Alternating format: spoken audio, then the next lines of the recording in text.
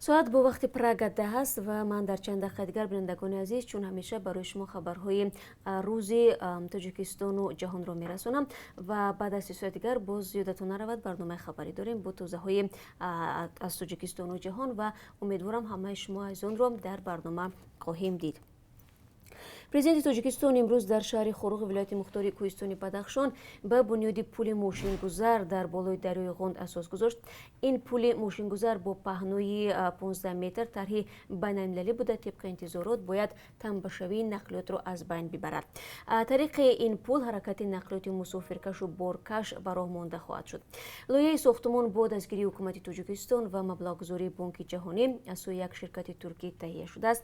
Эмомалии Раҳмон чанд рӯз инчунӣ бо сафари корӣ дар вилояти мухтори Кӯҳистони Бадахшон қарор дошта аз ноҳияи Ванҷу Дарвоз ва Рӯшон низ дидан кард. додгоҳи Хуҷанд як сокини ин шаҳрро барои латтукӯби фарзандони ноболиғаш ба 2 соли зиндони низомаш сахт маҳкум намуд.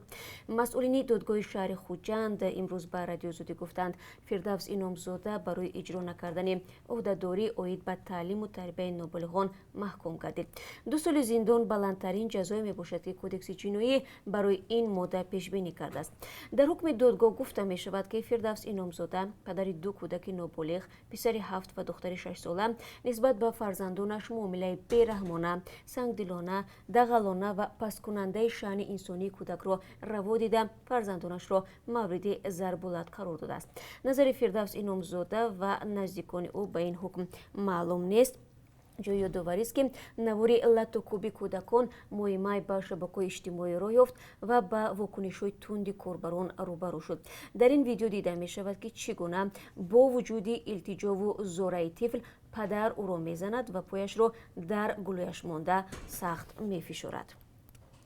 вуруди шаҳрвандони хориҷӣ ва афроди бешаҳрвандӣ ба Қирғизистон сода гардонида шуд. Дар ин бора аз ҳукумати он кишвар хабар доданд.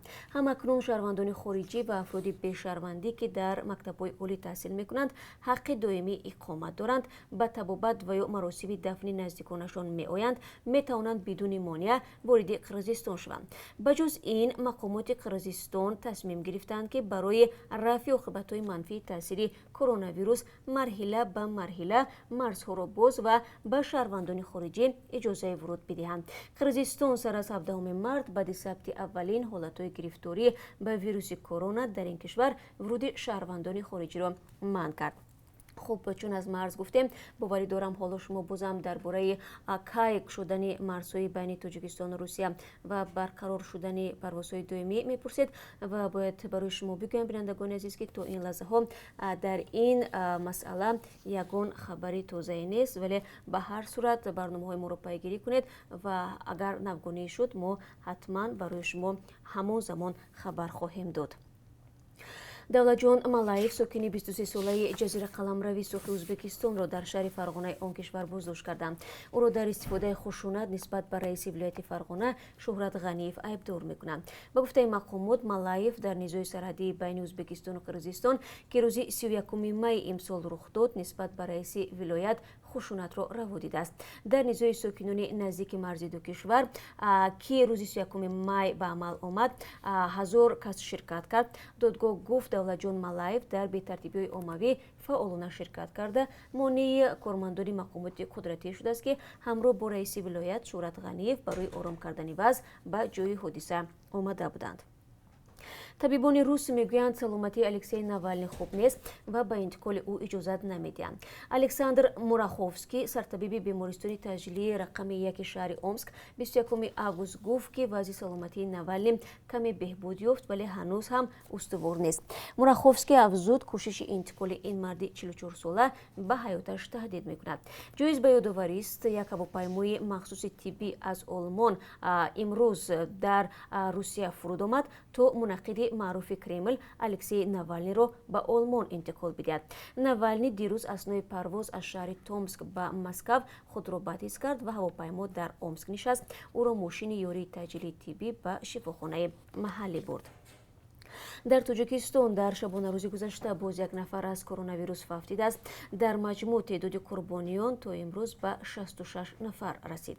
вазорати тандурустӣ мегӯяд, дар 24 соати гузашта 37 ҳолати нави гирифторшавӣ ба COVID-19 сабт шудаву шумораи умумии гирифторони беморӣ ба 8203 кас баробар гардидааст. ва маъмурони амнияти Тоҷикистон рӯзи 19 август як подполковники оҷонсии мубориза бо қучоқи маводи мухаддирро боздошт карданд. Хабаргузории давлатии Ховар аз қавли масъулони Кумитаи давлатии амнияти миллии Тоҷикистон рӯзи 20 август навишт, Сайфиддин Бародзода ба қаллобӣ муттаҳам аст.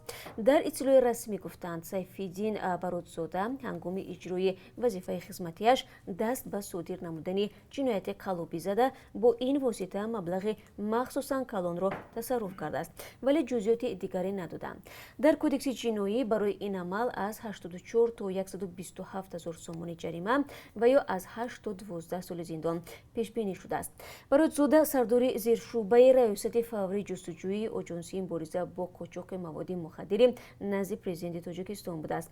То ба ҳол мавқеи ӯ ва наздикону вакили мудофиаш ба ин қазия маълум нест. Дастрас кардани тафсилоти ҳодиса аз манобеи мустақил феълан имкон надорад. бинандагони азиз, ин чанд хабари тозае буд ки хостам барои шумо дар ин соат бигӯям. бо хабарҳои бештар ман шуморо дар давоми рӯз дар барнома мунтазир хоҳам буд. то он вақт худро эҳтиёт кунед ва рӯзи хубе дар пеш дошта бошед.